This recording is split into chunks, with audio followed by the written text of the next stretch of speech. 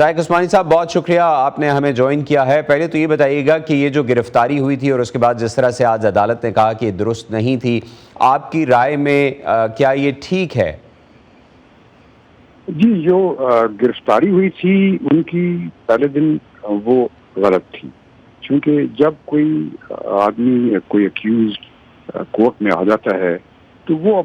Court کی مرسی پہ ہوتا ہے، اور اس وقت اس کو اریسٹ نہیں کیا جا سکتا جب تک کہ کورٹ کے رجسٹرار سے پرمیشن نہ لی جائے. ورنہ ایسا ہونے لگے تو پھر پولیس جو ہے وہ ہمیشہ کورٹ میں جا کے لوگوں کو پکڑ کے لے جائے گی. تو یہ تو جو اریسٹ ہوا تھا پہلے دن وہ غلط اریسٹ ہوا تھا، اور اس کو صحیح سپریم کورٹ نے اس کو صحیح کیا کہ اس کو صحیح کر دیا اور کہہ دیا کہ وہ غلط اریسٹ تھا. یہ الگ بات ہے کہ جب سپریم کورٹ نے کیس گیا تو وہاں پہ جو ایٹیٹیوڈ تھا سپریم کورٹ کا وہ کچھ ایسا تھا کہ وہ لگتا تھا کہ وہ کچھ ٹلٹ کر رہے تھے عمران خان کے فیور میں. یعنی یہ جو حکومت کہہ رہی ہے کہ چیف جسٹس کی طرف سے یہ کہا جانا good to see you was not the right gesture, آپ بھی یہی کہہ رہے ہیں کہ وہ جیسچر کچھ ٹھیک نہیں لگا؟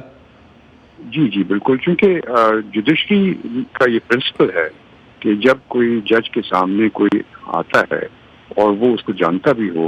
اور سارے اس کے متعلق پوری طریقے سے واقف ہو، پھر بھی وہ اس کو ایڈریس کرتا ہے ایز اے پلینٹف اور ایز اے ڈیفینڈنٹ اور ایز این ایکیوزڈ. وہ کبھی اس کا پرسنل لیول پر کبھی بھی نہیں آتا، نہ فیملیئرٹی دکھاتا ہے. کیونکہ ہمارا جو بیسک پرنسپل ہے وہ برٹش سسٹم جو ہمارے یہاں فالو ہوتا ہے، کامن لا سسٹم، اس میں یہ ہوتا ہے کہ justice must not only be done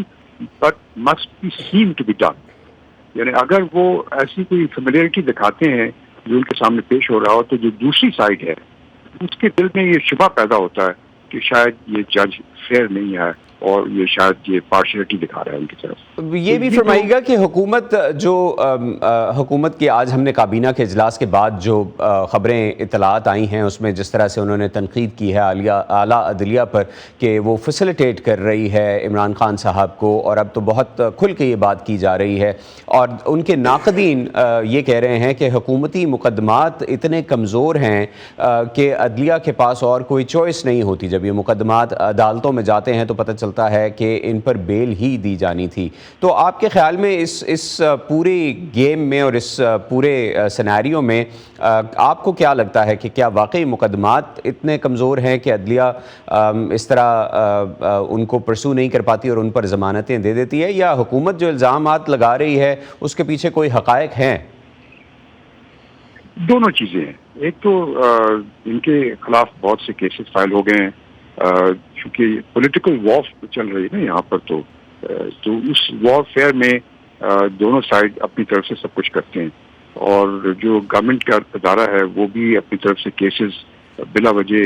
بہت سے کیسز فائل کر دیے ان کے خلاف، کوئی 100-150. نیچرلی وہ ہر کیس میں جانا ان کی ذرا مشکل ہو جاتا ہے دوسری سائڈ سے. لیکن جو چیز جو تشویشناک ہے وہ جو جس طریقے سے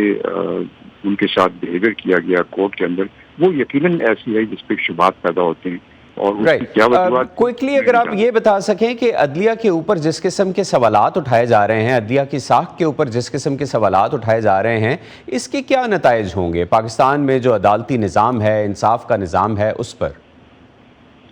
دیکھیے، اس سے میں بتا رہا ہوں شبہات پیدا ہوتے ہیں، اور شبہات پیدا ہوں گے جیسے لگ رہا ہے آپ کو ہر طرف سے جو وہاں موجود نہیں تھا وہ بھی سنتا ہے تو یہ کہتا ہے کہ یہ کیوں ہوا. اب اس کی وجہ سے یہ ہے کہ جو جوڈیشری کا جو اپنا اسٹیٹس ہے اس پہ کافی افیکٹ آئے گا جو کچھ ہو رہا ہے، اور میرے خیال میں اس میں کریکٹیو میجر کی ضرورت ہے.